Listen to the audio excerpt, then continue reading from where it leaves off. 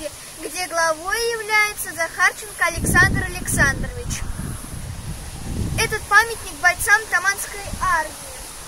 Здесь 29 ноября 1918 года белогвардейцами были расстреляны 293 бойца Таманской армии.